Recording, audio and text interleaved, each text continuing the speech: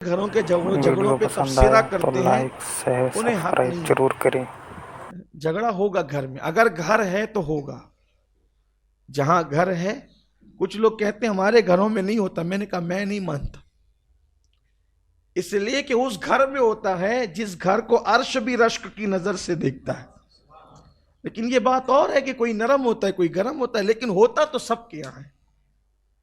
آئیے اس گھر کا جھگڑا بیان کروں جہاں سے جھگڑا بھی سیکھنے کا شعور ملتا ہے۔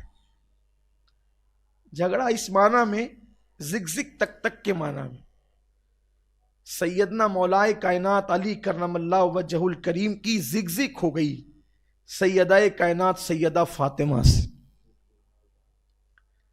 آپ سے بیوی کے ساتھ کچھ بات ہو گئی، سیدہ نے کوئی جواب تو نہیں دیا کیونکہ بڑی تربیت یافتہ بیٹی تھی میرے نبی کی، رسول اللہ کی گود میں پلی ہوئی تھی۔ مولائے کائنات کسی وجہ سے کچھ باتیں آپ نے کی اور جلال میں تھے، سیدہ کو کچھ کہا، سیدہ نے کوئی بات آپ کو بتانے کی کوشش کی، لیکن آپ اتنی بات کر کے جتنی آپ کو کرنی تھی گھر سے نکل گئے۔ غصہ تھا، جلال تھا، گھر سے نکلے اور کہاں گئے؟ اللہ کے گھر میں گئے۔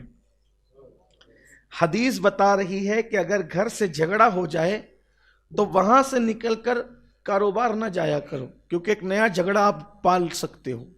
ہوٹل پہ نہ جایا کرو، وہاں کسی سے زگ ہو سکتی ہے۔ آپ دوستوں کی محفل میں نہ جایا کرو، کیونکہ جب آدمی کا دماغ گرم ہو، چڑچڑا ہو، تو پھر وہ کسی نہ کسی سے لڑتا ہی رہے گا۔ وہ ایک جھگڑے کو چھوڑ کے گیا تو پہلی بات تو ہم یہ دیکھتے ہیں کہ لوگ جھگڑا چھوڑ کر کے جانا ہی نہیں چاہتے، کیونکہ وہ بہادری کے خلاف سمجھتے ہیں۔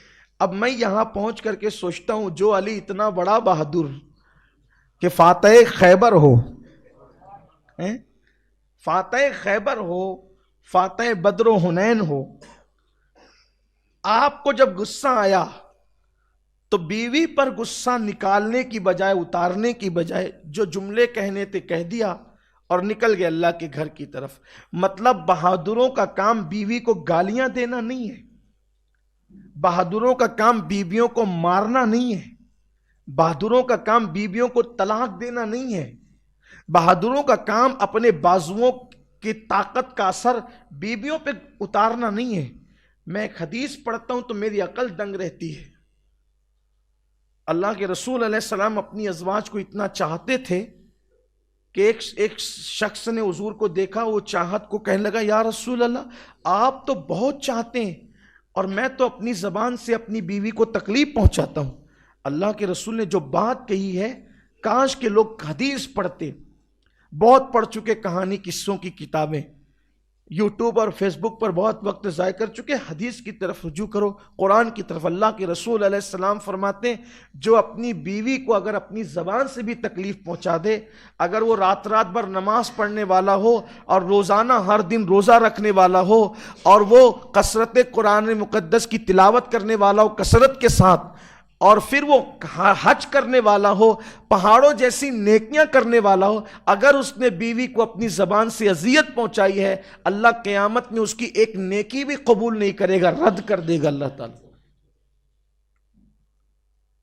ہم بہت حد تک کے ماں باپ کے حق کچھ حد تک جانتے ہیں، لیکن بیویوں کے حقوق کہاں ادا ہو رہے ہیں؟ آپ دیکھیں مسلم معاشرے میں، دیکھیں بیویوں کو تو پیر کی جوتیاں سمجھا جاتا، اور جو لوگ بہت محبت اور اکرام سے پیش آتے ہیں ان کو لوگ غلام کہتے ہیں۔ تو غلامی کر رہا ہے، وہ غلامی نہیں کر رہا ہے، وہ مصطفیٰ جان رحمت کی اداؤں کو ادا کر رہا ہے، اس لیے کہ کمزوروں کے ساتھ حسن سلوک کا حکم ہے۔ آج مسجد کا افتتاح ہے، میرا عنوان کوئی میاں بیوی کے حقوق ادا کرنا نہیں، لیکن بات آئی تو میں عرض کر رہا ہوں آپ کے سامنے۔ اللہ کے رسول فرماتے ہیں ایک نیکی بھی قبول نہیں ہونا ہے اس کی، اللہ رد کرے گا، اگرچہ اس نے پوری رات عبادت کی ہو، ہر دن اس نے روزہ رکھا ہو، کثرت سے قرآن کی تلاوت کی ہو۔ اللہ ہمیں شعور عطا کرے۔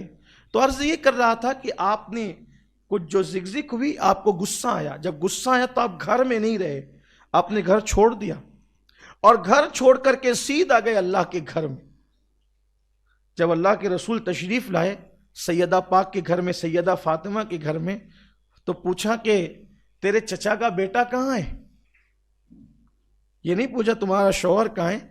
کیا فرمایا حضور کے یہی انداز ہے، گفتگو کا لہجہ یہی ہے، اگر اس پہ گفتگو ہو تو بہت لمبی گفتگو ہو کہ وہ کس شان سے باتیں کرتے تھے. کہا تیرے چچا کا بیٹا کہاں ہے؟ کیونکہ زگزگ ہوئی تھی نا تو تعلقات گنائے جا رہے ہیں. یعنی جو تیرا شوہر ہے وہ صرف شوہر نہیں ہے، بہت قریبی رشتہ بھی ہے. حالانکہ وہ ہیں حضور کے چچا کے بیٹے، لیکن مجازن عرب والے ایسا بولتے تھے. جیسے حضور نے کہا تیرے چچا کا بیٹا کہاں ہے؟ کہا اس کی حضور وہ کچھ بات کر رہے تھے اور انہیں جلال آیا تو میں نے انہیں اپنی بات سمجھانے کی کوشش کی لیکن وہ نکل گئے. اللہ کے رسول علیہ السلام اپنی تربیت پر کتنا یقین تھا حضور کو. حضور نے میں ٹھیک ہے. حضور اپنے سیدہ کے گھر سے نکلے اور علی کو ڈھونڈنے کہاں گئے؟ حضور کو یقین تھا کہ میں نے جو تربیت کی اس کے خلاف نہیں ہوگا. حضور پہنچے سیدھا مسجد میں تو مولائے کائنات مسجد کی زمین پہ لیٹے ہوئے تھے. یہ بھی حدیث پاک میں ہے کہ جب غصہ آئے کھڑے ہو تو بیٹھ جاؤ اور اگر بیٹھے ہو تو لیٹ جاؤ. پھر بھی غصہ نہ جائے تو ٹھنڈے پانی سے وضو کر لو، غصہ چلا جائے گا. یہ بھی حدیث پاک میں آیا کہ جب غصہ آئے تو اعوذ باللہ من الشیطان الرجیم پڑھا کرو. غصہ بڑی خطرناک چیز، اعوذ باللہ پڑھا کرو، وہ شیطان کی طرف سے. فرمایا ایمان کو غصہ ایسے تباہ کر دیتا ہے جیسے شہد کو الوا تباہ کر دیتا ہے. دماغ بہت ٹھنڈا رکھا کرو. اللہ کے رسول علیہ السلام نے صحابہ سے پوچھا سب سے زیادہ طاقتور کون ہے دنیا میں؟ صحابہ نے جواب دیا حضور جو سب کو پچھاڑ دے اور اس کو کوئی نہ پچھاڑ سکے وہ بہت طاقتور ہے. فرمایا نہ. کہا پھر حضور آپ ہی بتائیں. فرمایا جو غصے کو پی جائے وہ دنیا کا سب سے طاقتور انسان ہے. غصے کو ضبط کرنے والا سب سے طاقتور انسان ہے. تو اللہ کے رسول گئے تو دیکھا کہ وہ زمین پہ لیٹے ہیں اور چونکہ اس وقت مسجد نبوی شریف میں چٹائیوں کا کوئی نظم نہ تھا، سجدہ بھی لوگ بغیر چٹائی کے کرتے تھے. بلکہ جب بارش آتی تھی تو صحابہ کی ناک اس زمین میں دھس جاتی تھی کیچڑ کے اندر. اس شان سے وہ نماز ادا کرتے تھے. بارش میں کیونکہ کھجوروں کی چھت تھی، کھجوروں کے پتے تھے، بارش آتی تھی تو پانی زمین پر آتا تھا، ان کی ناکیں دھس جاتی تھی. اللہ کے رسول علیہ الصلوۃ والتسلیم کو اپنی تربیت پر اتنا یقین تھا. سیدھا گئے مسجد میں تو دیکھا کہ مولا علی زمین پہ لیٹے، چادر ہٹی ہوئی ہے اور آپ کی پیٹھ جو ہے وہ کھلی ہو کر زمین پہ لگی ہے اور آپ کی پیٹھ پر مٹی لگ گئی ہے، مٹی لگی ہوئی ہے. سرکار نے کہا قم قم یا ابا تراب، اٹھ اٹھ اے مٹی والے. مولا کائنات مسکرا کے ایسے اٹھے، ارشاد فرماتے ہیں کہ میرا نام میری ماں نے حیدر رکھا، میرا نام میرے نبی نے میری پیدائش کے وقت علی رکھا، لیکن جب میرے نبی نے مجھ سے کہا نا قم قم یا ابا تراب، اٹھ اٹھ اے مٹی والے، تو یہ لقب مجھے اتنا پسند آیا. پھر اپنے نام سے زیادہ مجھے اگر کسی چیز سے محبت ہو گئی تو اسی لقب سے محبت ہو گئی. اسی لیے آپ کو بو تراب کہتے ہیں، ابو تراب کہتے ہیں. یہ آپ کی شان ہے. مطلب یہ کہ جب مسلمانوں کا جھگڑا ہوتا تھا، بتانے کا مقصد یہ کہ وہ مسجدوں میں آتے تھے. انہیں کاروباری کوئی نقصان ہوتا تھا تو مسجد میں آتے تھے، انہیں بے چینی ہوتی تھی تو مسجد میں آتے تھے. مسجد سے مسلمانوں کا تعلق اتنا مضبوط